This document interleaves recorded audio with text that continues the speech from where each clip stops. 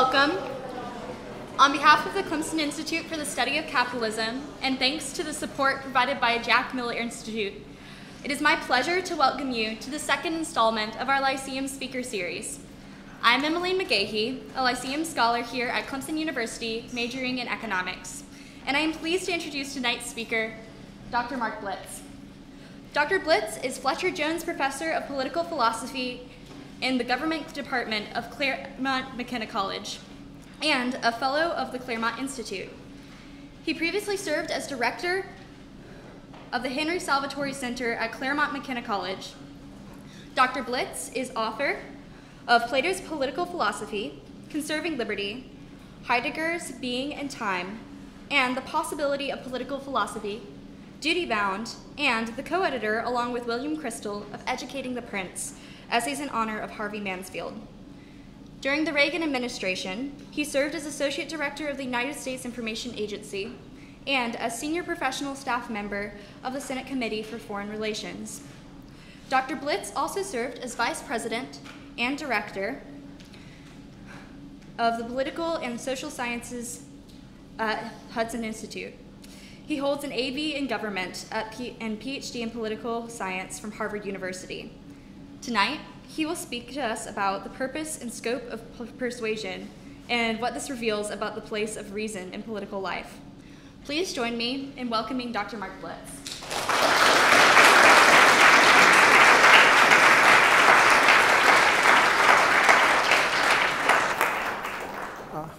Well, thanks, Emily, for that introduction. And thanks to Mike and Patria Hoffpower and the Clemson Institute for inviting me. This talk is about persuasion, and persuasion is connected to rhetoric. And one of the rules of rhetoric is to begin by gaining the sympathy of your audience. And one way to do this is through your greeting, the way you greet them. So politicians will often begin their speeches by saying, "My fellow Americans." Or commencement speakers who've given the same speech 1,000 times will begin with some reference to some local place where all the students gather. And that raises the question for me, how should I address you? And I was reminded of a story about this that I've told more than once. I first heard it in Indiana when I was vice president of the Hudson Institute. Hudson's a think tank. It's now located in Washington. It began life in a small town on the Hudson River in New York, and then, for reasons not worth discussing, it moved to Indianapolis, and it's now back in Washington. The story involves Al Smith. Al Smith was the governor of New York right before Franklin Roosevelt, during the 1920s, and a Democratic candidate for the presidency, lost to Herbert Hoover. Smith needed to give a speech at Sing Sing. Sing Sing is the maximum security prison in New York State. The most hardened criminals are there. And he had to think about how he should begin this speech. He usually began his speeches by looking at the audience and saying, "My friends." And somehow this group of hardened criminals, not quite the right thing to say. His second usual address was, "My fellow Democrats." And of course, for some people, my fellow Democrats, hardened criminals, not that great a difference. But for Al Smith, a very big difference. So Smith looked at all of these hardened criminals safely behind bars and said, "I'm so glad to see all of you here." And I'm so glad to see all of you here, and thank you for coming. I want to make some points about persuasion and the nature of politics, more or less in keeping with the theme of the Jack Miller series. Persuasion is very important in any political regime that relies on compromise that relies on competitive elections, and that relies on diplomacy. And the questions I want to address are: what makes persuasion possible and effective? What are its limits? And what does using persuasion teach us about the place of reason in political life? My first point: persuasion is one chief way to get things done politically. But it is not the only way.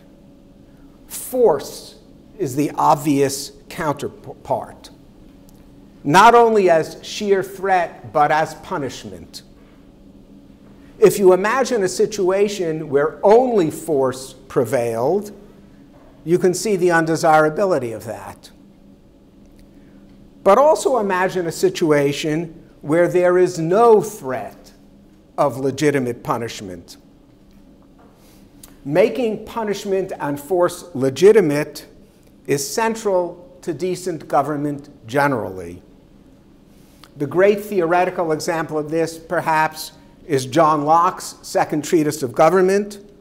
The Second Treatise, which is in many ways the intellectual source of the American Revolution. Legitimate government, in this view, begins when each of us transfers our natural, individual punishing power, transfers it to a government that we create. For Aristotle, the greater force is also central politically, because no government can last without its support, without the support of the greater force in the community. But it's central for Aristotle only together with claims to rule based on justice. So one can see that persuasion is limited by the need for force in government. Even religious belief often, perhaps usually, relies on fear of punishment and not merely on reward or moral uplift or respect or reverence. You can even set your own force against persuasion simply by refusing to listen. Occasionally you'll see this happen in Plato's dialogues. And then it may take a greater force to make you at least begin to pay attention. So, although everyone, maybe especially today, talks about the need for more agreement, more comedy, more discussion in political life, force also belongs to the essence of politics. And that limits the utility of persuasion.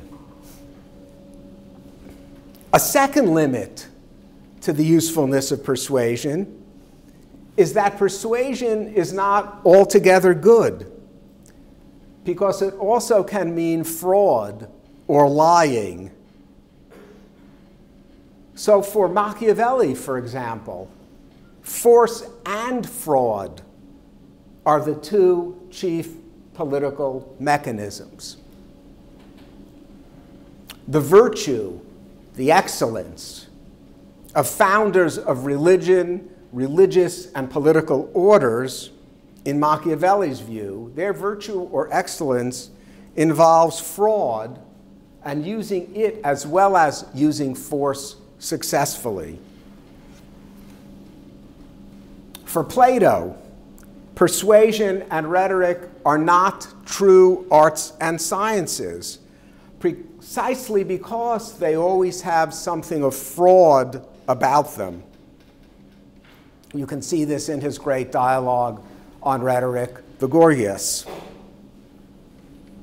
At the least for Plato, persuasion, rhetoric, needs to be controlled by a just government, something you see in one of his other dialogues, The Statesman.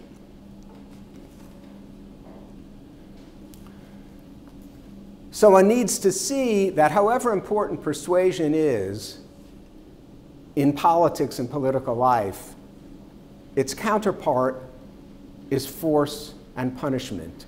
One of Aristotle's criticism of the sophists in his time was that they ignored the importance of force and overthought and overbelieved and overjudged the utility of persuasion.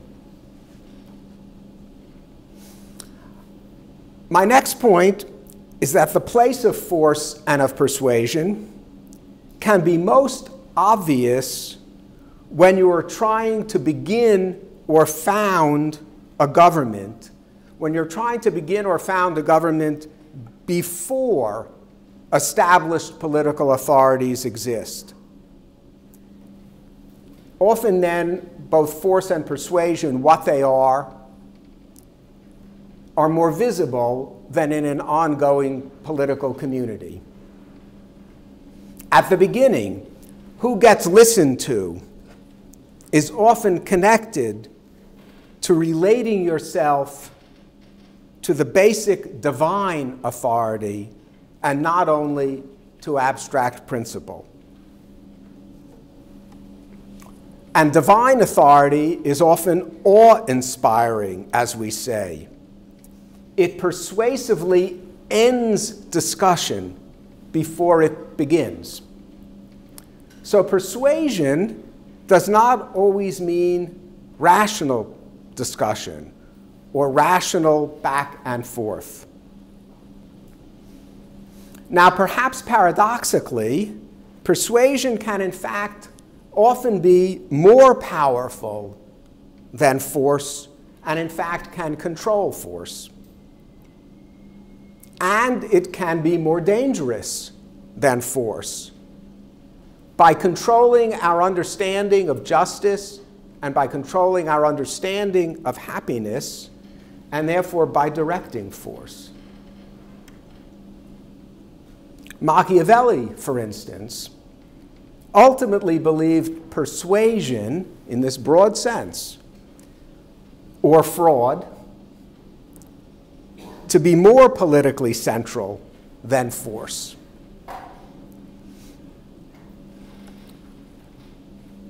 Now, and this is my next point, when a government does exist, when you do have ongoing governments, we channel political persuasion through established institutions, juries, legislative bodies, the executive, police, the armed forces, elections, the press. The development of modern government is not only about legitimizing force, as I mentioned a minute ago, not only about legitimizing punishment. It is also about regularizing the effect of discussions and the effect of disputes by developing authoritative but limited executive, legislative, judicial, and electoral institutions. It's not only about modern government and the development of it legitimizing force, it's also about regularizing the effect of discussions through legitimate institutions. And then the key question is, what are these legitimate authorities, and how just or legitimate are they in fact? Modern government, say from the mid and late 17th century forward, modern government responds to irreconcilable religious differences. Modern government responds to irreconcilable religious differences where mutual persuasion is difficult and war is therefore always likely. Modern government responds to irreconcilable religious differences where mutual persuasion is difficult. It responds to this by trying to put government on a new footing of individual economic interests, of individual rights, and ultimately of religious toleration. that finally allows a safe realm for government to ground itself on reasonable persuasion. And of course, one of the things people worry about today is that if agreement about and loyalty to this liberal democratic basis of government, if all of that slips away, rational persuasion politically becomes very difficult.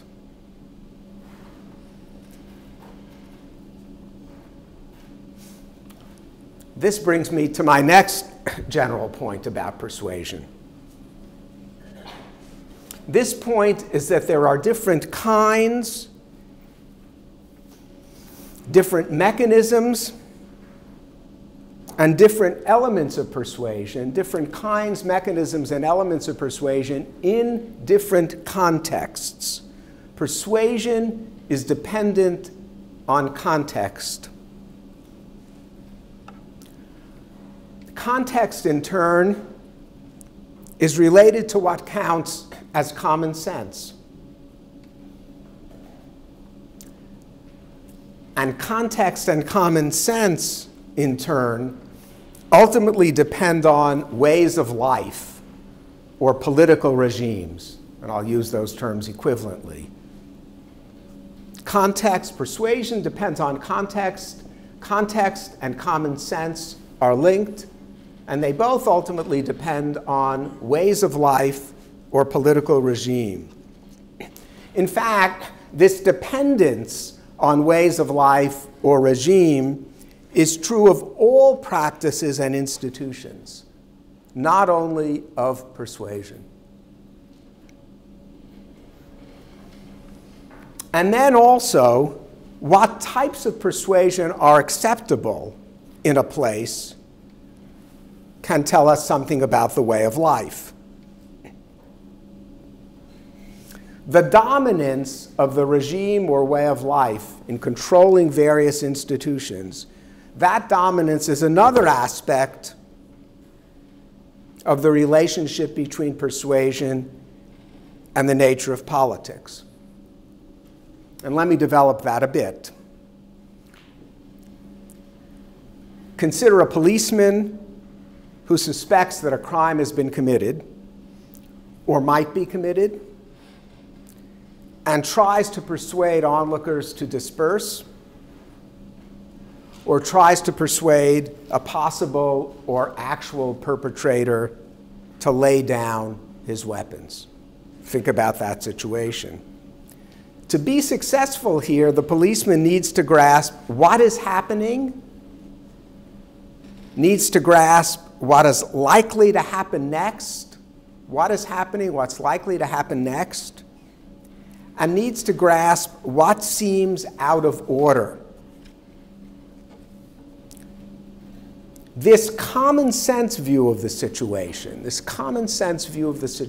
which we all have in certain realms, this common sense view of the situation and judgment within it depends mostly on knowing what the goals of an activity are and who might be involved in it.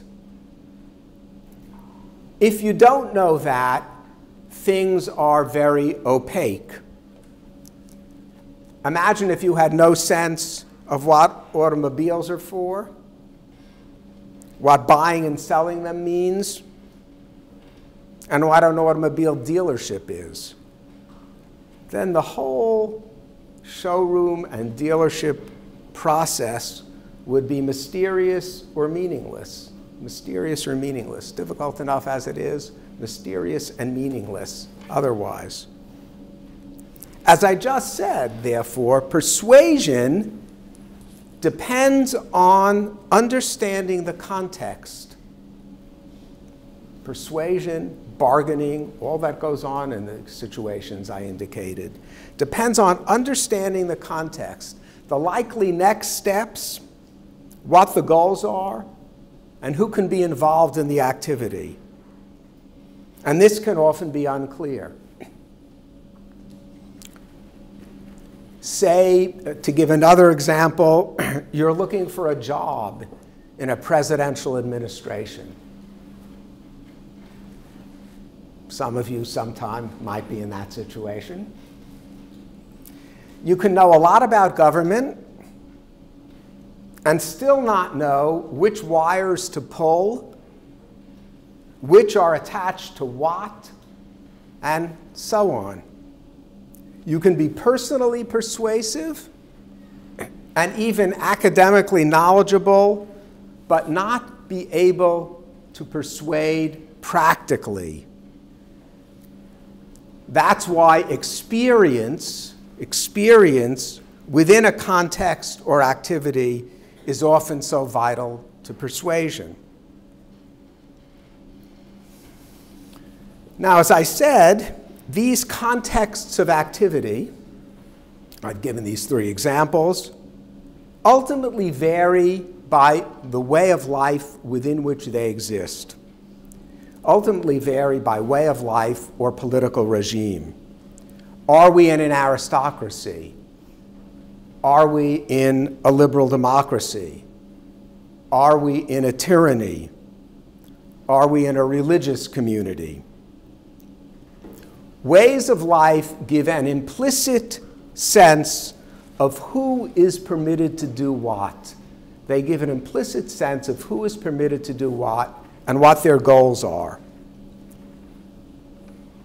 In some religious regimes, for example, to walk on the righteous path, to act properly, may be more important than achieving a successful result.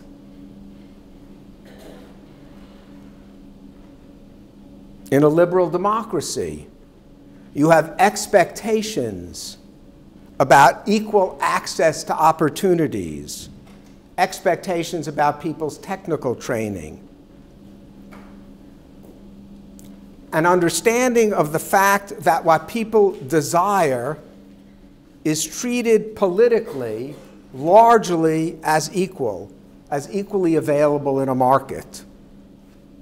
You have expectations in this liberal democracy about trust and who you can trust, about responsibility in buying and selling and keeping contracts, and so on. In an aristocracy, however, who can buy and sell what and who can occupy which positions is very limited. All of that is also connected to people's reputation and to their presumed expertise. But what constitutes all of this, what constitutes presumed expertise and reputation, varies among regimes, varies among ways of life.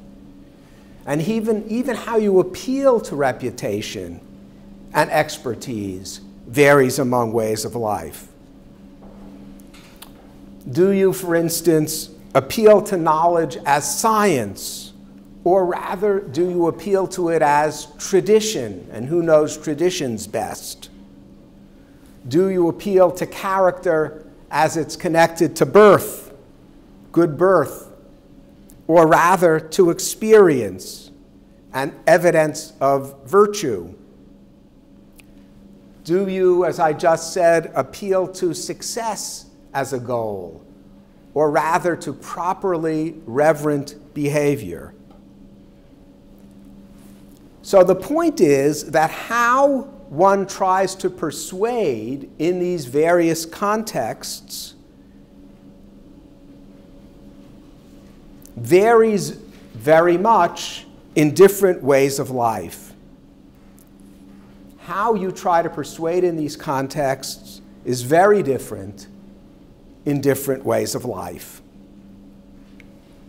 To give some more examples, physicians to non-citizens or to slaves, as Plato describes them, such physicians don't offer reasons for their treatments. But they do need to offer reasons, persuasive reasons,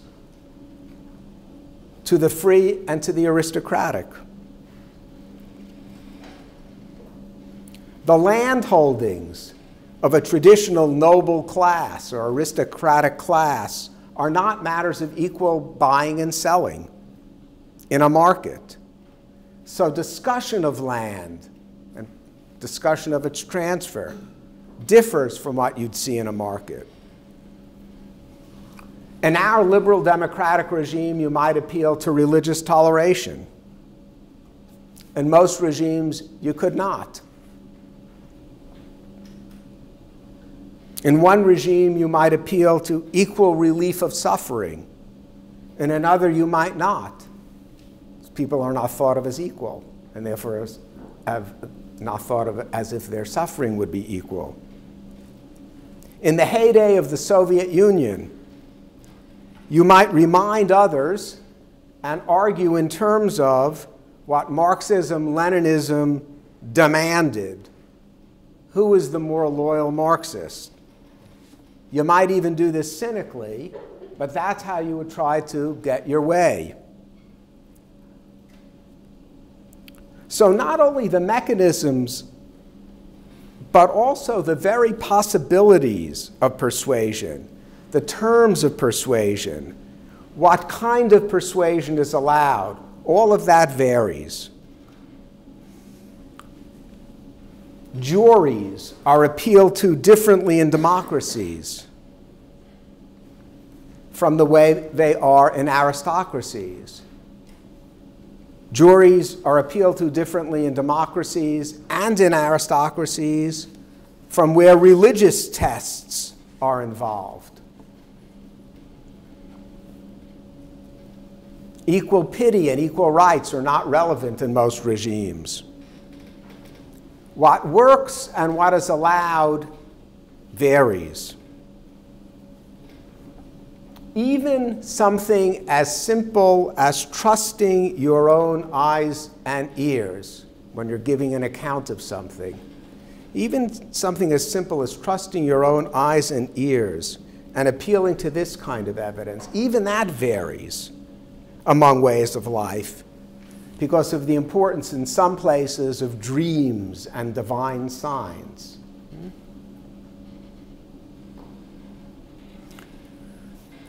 So politics need not, often does not, involve prudence or economic interest or justice based on equal rights, as we think. And therefore, it need not involve persuasion and discussion based on that. One might say that connecting persuasion directly to reason is a task, not a given. And to some degree, that was the task performed by the founders of modern political philosophy.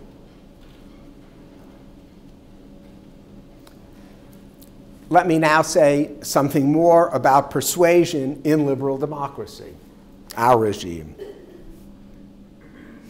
This persuasion occurs within contexts that ultimately rest on liberal democratic virtues, occurs in contexts that ultimately rest on equal rights, on equal legal access to positions, on goals that publicly revolve around happiness understood as the satisfaction of desire. The distinctive aspects, some of them, of liberal democracy. So, action and persuasion in liberal democracies rely on expectations, and of course sometimes on failed expectations, but rely on expectations about responsibility and work, rely on expectations about considerateness, rely on expectations about equal contracts, rely on expectations about land and labor. That's equally available to all, or at least to most, conceivably for use. Rely on an understanding of a wide range of acceptable goals, what satisfies desire. One convinces people to act in these terms. One convinces people to act or not to act primarily in these terms. And that also is what sets the stage for when you need formal agreements and formal contracts or implied punishment. All of that would be very different under feudalism, say, or under regimes where there is restricted access to professions and restricted availability of what you can buy or sell. Persuasion, as I am arguing, occurs within the whole regime, or the whole way of life.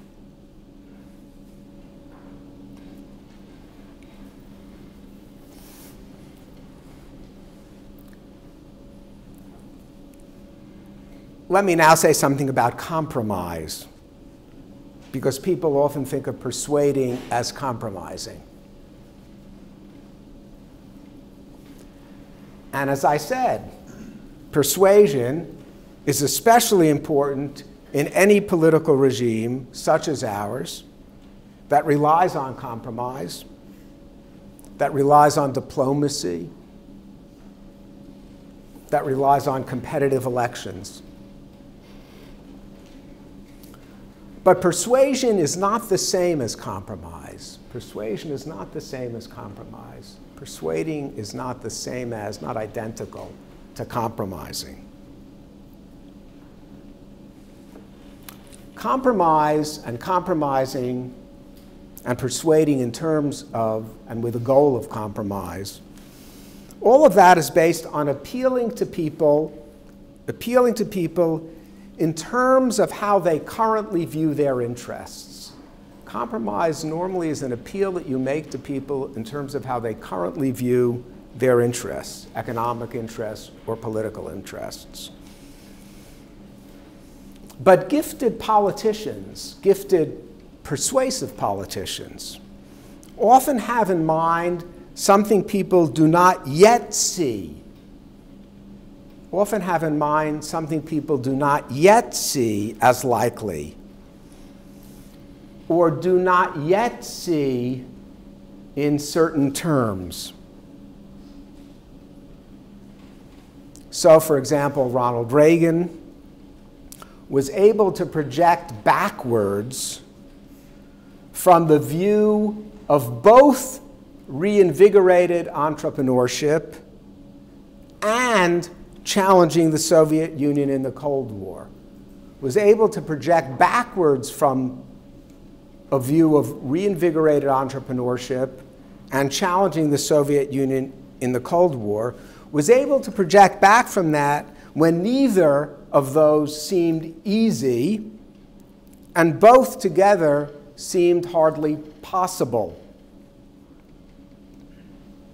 He was able to work back from his goal and persuade and bring people to where he wanted to be. How? In his case, through understanding and speaking about the American way of life in a certain way. Understanding and speaking about the American way of life in a certain way and drawing conclusions from that, together with some ordinary compromise.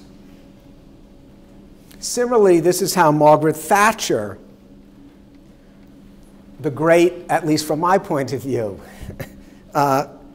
British Prime Minister of the 1980s, operated.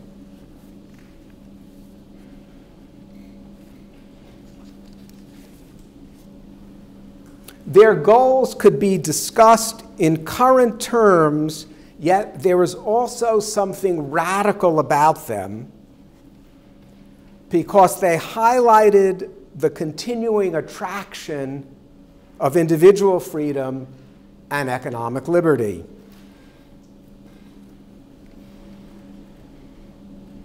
If one they simply try to compromise on the direct policies involved, let's spend lots on defense, let's cut taxes, let's not worry so much, in Reagan's case, about budget deficits, let's, in Thatcher's case, defend this faraway outpost of the empire, the Falkland Islands. Let's, in Thatcher's case, severely limit the power of the unions, especially the coal miners' union. If they'd simply attempt to compromise on those policies, they never would have been so successful politically in any of those areas.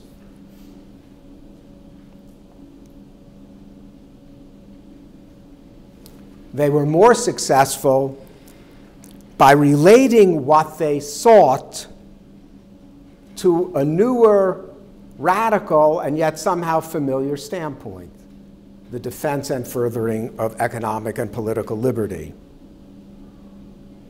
A standpoint that was both familiar and uncompromising. So, persuasion often involves compromise in a liberal democracy, but it is not the same as compromise. There's an element of enterprise involved in it as well. And the ability of statesmen to amplify and diminish certain preferences, the ability of statesmen to amplify and diminish certain preferences, not merely to compromise within them. That ability is another element of the relation of persuasion to the nature of politics.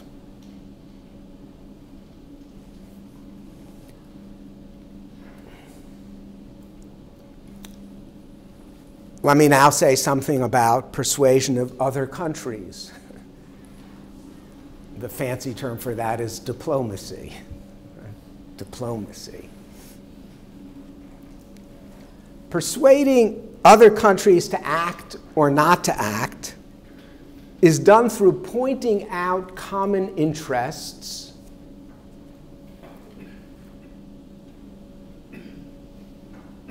it's done through real or implied military or economic threats. And it's done also through reminding people of common principles. In many ways, the heart of successful American diplomacy comes from reminding others of common principles. Common principles shouldn't be underestimated in diplomacy. Consider the common principles of the US and Great Britain in the Second World War that Churchill persuasively reminded us of. Not primarily common interests, certainly not any military threat that they could place on us, or even ultimately the long range, it was there, but a long range threat from the Nazis, but ultimately persuasiveness based on reminding others of the common principles that you share. As I said, people worry now that the common principles among US citizens and within the US that make reasonable persuasion and reasonable compromise possible are fading in importance. Diplomacy also makes clear that some persuasion is connected to several things that are not much affected by differences in way of life. Geography, for example, or facts of animal and human life, or the wish for wealth in many places. But there's a lot less of this universality than one might think, and the importance of difference in regimes is still basic. Resources one might think that everyone wants, for instance, become so only after technological discovery. Oil is a good example. Wealth is defended very differently in different places. So to sum up, persuasion in politics is important, but so too is force and punishment. Persuasion varies by context and what's implicit in contexts, by what actions mean,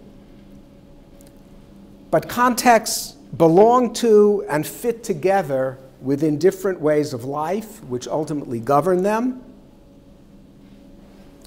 These ways of life vary in terms of understanding, vary in terms of good character, of virtue, of reputation, of purpose, of justice, and of who is permitted to do what. Equality. All of this is what directs acceptable and successful persuasion. Ultimately, and I'll conclude with this assertion, really. Ultimately, and I'll conclude with this assertion, successful persuasion, in the last analysis, points to what is true about the matters that I just mentioned. What is true about character, purpose, and justice. The opinions and ways of life on which persuasion rests point to what is best or what is most satisfactory in them. And that's the final element of the connection between persuasion and the nature of politics. Thank you.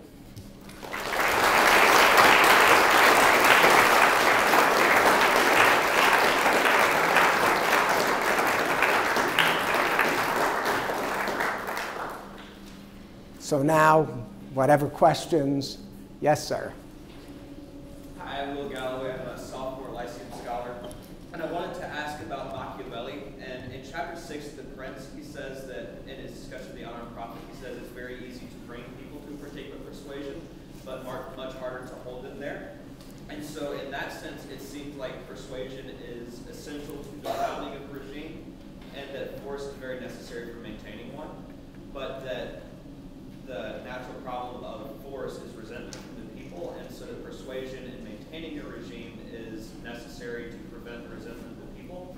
So does that seem correct to you? And if so, can you talk a little bit about that relationship between force, resentment, and persuasion? Sure.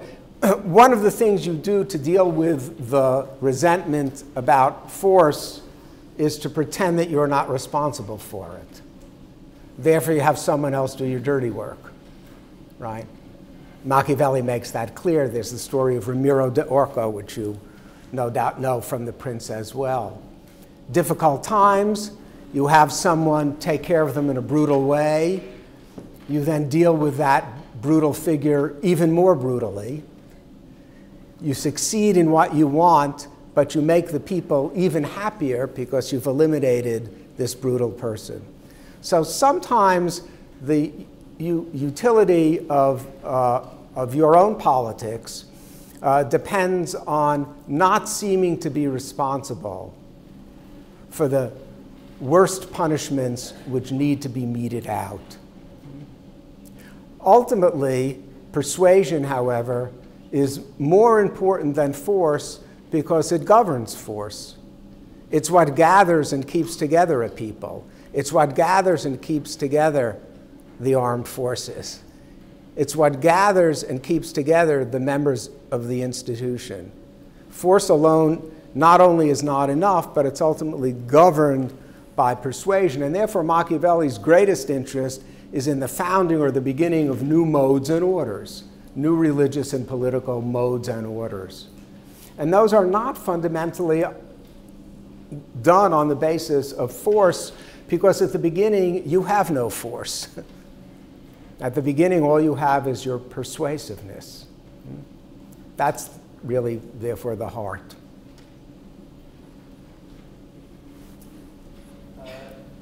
My question pertains to the last part of your discussion about persuasion between countries. Is there any difference between persuasion between countries and what you would consider soft-handed colonialism or heavy-handedness? And would the resulting resentment from the weaker nation not be counterproductive for the stronger country's politics? Yeah. Lots of persuasion is not in the realm of strong and weak or even colonial. I gave the example of Great Britain and the US in the Second World War. If you think of most alliances, or at least some alliances, the NATO alliance, for instance. That's political orders that are essentially like-minded, trying to reach some level of common agreement based often on common interests, but often also on common principles. So I wouldn't say that diplomacy in general is limited to strong versus weak. When it involves strong versus weak, however, it's useful and good, often useful and good for just the reasons mentioned with Machiavelli, to have a ground of common interest, right? And make common interest the basis of your agreement. When you're merely holding a colonial outpost by force, then you're holding it merely by force. And that's usually insufficient over the long run. So I would say those elements of diplomacy, common principle, common interest, and sometimes, of course, force and threat economically and otherwise, vary in where you use them and when you use them. But a lot of diplomacy, again, is among like-minded countries with common principles and common interests. I would argue that. Yeah. When you speak of the importance of persuasion at the founding of a country, the Federalist Papers come to my mind. Do you have any critiques on the good and maybe not so good ways that our founding fathers handled that? Well, there are two major things one can look at from a documentary point of view. One, of course, is Madison's notes on Virginia and anything else you can get your hands on that details in some way the writing of the Constitution. And that is an exercise in persuasion. It's an exercise in marrying interests and rational argument. It's not really based on force. So that, I think, is fundamental. Then when you look not just at the Federalists, but at the various anti-Federalist arguments, you see arguments that appeal as much as they can to reason within, however, a common understanding of equal rights, a largely common understanding of economic matters, though not a completely equal understanding of economic matters, a largely common understanding of what justice requires, a largely common understanding at that point, finally, of the wish for independence. So it's rational argument, the central form of persuasion, one hopes, but within those kinds of limits. So, I mean, it'd be hard to find another example that surpasses either the Federalist or at least what we know of the debates in the Constitutional Convention. Hard to find another such example. You could look at Plato's laws sometimes. This is a kind of founding of what you would call an aristocracy, where the laws all are prefaced by an explanation of why they exist. That's another beautiful example of a kind of persuasion. But an actual example of actual high-level persuasion of each other and of the citizens who would be voting, it'd be hard to surpass the Federalists and also a lot of the anti-Federalist arguments, which are at a very high level as well. Yeah. So persuasion is in part dependent on common understanding, and your lecture was grounded in Platonic and Aristotelian language and the founding fathers were these educated men. And we live in a society where liberal education is withering. Vocational education is on demand, preaching to the choir here. But what are the implications for your thesis? Yeah, easier to preach to the choir than the opposite. It's not just that. It's maybe secondary education is a fundamental problem, because if you're talking about common agreement on political principles, where does one really derive that first common agreement, that first implicit understanding, that first implicit commitment, which then opens you also to the possibility of a deeper understanding? I think that occurs even usually before college, before higher education. So I would say myself that that's the place I would look, first of all, if someone gave me the magic wand of reform. It's not that I would ignore what you said, but that's first where I'd go, because that's where the first common basis among the citizens in general comes into being. You said earlier to the first question that persuasion governs discourse. And I can see objections to that that might say actually the opposite is true, that force is what creates the context for persuasion to be possible. Yeah. Given that in your thesis, persuasion takes place within a certain way of life, I think a lot of people would say that force is what structures that way of life, makes it possible. Yeah. Through the formal institutions of the regimes and the practices of a culture, we as individuals in some way are shaped to think and believe certain things in certain ways. Yeah. So I can see actually someone flipping your equation on its head and saying actually force creates the context in which persuasion is possible, and force really governs persuasion. So as I said, what I was saying was somewhat paradoxical right at that point. But what you just said also, however, points the other way, because it's what we're convinced, our beliefs, what we think, how we judge, and that's primarily a matter of persuasion, of view, of opinion, of belief, and of judgment. And there's a certain level of force necessary to keep that in place, you could argue. There's a certain level of force, especially, however, necessary to keep a community going in a certain direction and in a certain safe direction. But what first forms and what continues to form is persuasion. What you think about what's good, what's just, what good character is, what human happiness is. And then the question is, how close is that to what is more or less true about those matters? Obviously, the further away you are, you might argue, the more such views need to be kept in place by force. But it's still the views that are dominant. And the closer they are to something reasonable, I would say, the more dominant they become.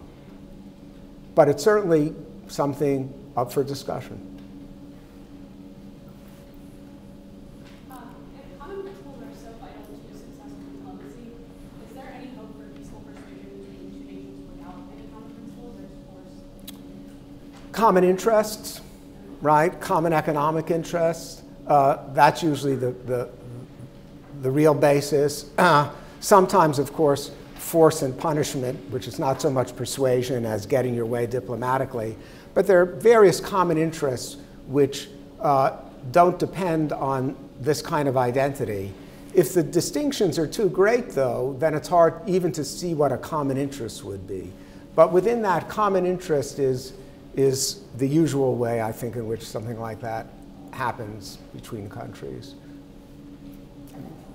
Do you think that truth in and of itself is inherently persuasive, or do you think it matters a lot more on how a topic is presented and the technique in which it's used to persuade? Yeah. I think you could say two things. Ultimately, at the end of the day, truth is inherently persuasive. But to reach a standpoint of understanding, you need to be taught. And the mechanisms of teaching don't involve simply the repeating of what one believes to be true or is true, but it's a kind of leading or putting people in a place and position where they can understand things for themselves. So that's what I would say. You said earlier that liberal democracies, the actions that take place in liberal democracies, rely on expectations that are already underlying pre-existent. Would you say that in order for those expectations to change, they would be changed more frequently by force or by persuasion? I would say myself that ultimately they're changed or would be changed or are changing in current liberal democracies more by persuasion than force, by which I mean a poor understanding of what the true principles of liberal democracy are, a mediocre understanding of the kind of virtues and character you need to succeed in a liberal democracy, I would say mistaken view, call it broadly, mistaken view and understanding of liberty, freedom, and what it requires is more the cause these days than force or, let's say, losing a war. But you can imagine a situation in which that wouldn't be the case. Can you explain again and possibly elaborate on the final assertion of your lecture? Yeah, sure. Thanks. I would say, so this is the final assertion that ultimately persuasion leads to or depends on true understanding. And I would say, kind of a more elaborate assertion, but still an assertion, that the success of persuasion ultimately depends on knowing the truth of the things that you're persuading about. So if you're persuading people about the human passions, let's say, ultimately to be successful, the more you know of the truth of those things, the more successful you'll actually be. Persuasion very much takes place within the opinions that people have, but the more you know about the limits of those opinions, I think the more successful ultimately you'll be. It doesn't mean that the more you know will guarantee success, but that would be my argument, that the more you know about justice, the passions, the virtues, the more persuasive you can be, even starting where people themselves start, because you'll know more about the true sources of satisfaction or the true sources of happiness or the true sources of excellence. So that's a more elaborate version of what I think still is an assertion. Yeah, sure. So I'm wondering if this paradox, if you agree with the paradox, maybe you could explain it, that we live in a more democratic society, but the status or respect for rhetoric in the kind of comprehensive sense that you've laid out seems to be lower than it was in less democratic regimes, such as 18th century Britain, Republican Rome, democratic Greece, or Athens rather. Why would that be? It seems like insofar as we have a part of rhetoric, it's communications or marketing, which most people take to be self-consciously fraudulent. Yeah. Right? So is that the case, that the art of rhetoric is diminished in respect for us compared to other non-democratic places? And why would that be if we need it so much more? I would say two things. The regimes you point to may not be liberal democracies, but they're free regimes, broadly speaking. So that's an important thing to say. And one could then lay out the place of rhetoric in free regimes broadly in relation to the place of rhetoric in liberal democracy. But the more direct answer is that I think it's more or less intentional, precisely because modern liberal democracies are founded in an attempt, among other things, to deal with this problem of religious rivalry, religious warfare, the inability to actually come to agreement. They've limited the ground and the scope of discussion so that largely we are about economic interests, happiness understood as the satisfaction of desire. We're in many ways about pulling away from real political discussion to focus simply on that. And I think that has an effect ultimately in not understanding and really thinking through properly those principles themselves in the long run. But short term, part of the genius, you might say, of liberal democracy is to limit the scope of political discussion and narrow it a bit to this more narrow understanding of happiness and satisfaction. That would be, again, something of an assertion, but that's what it will be. I was told it was the last question, but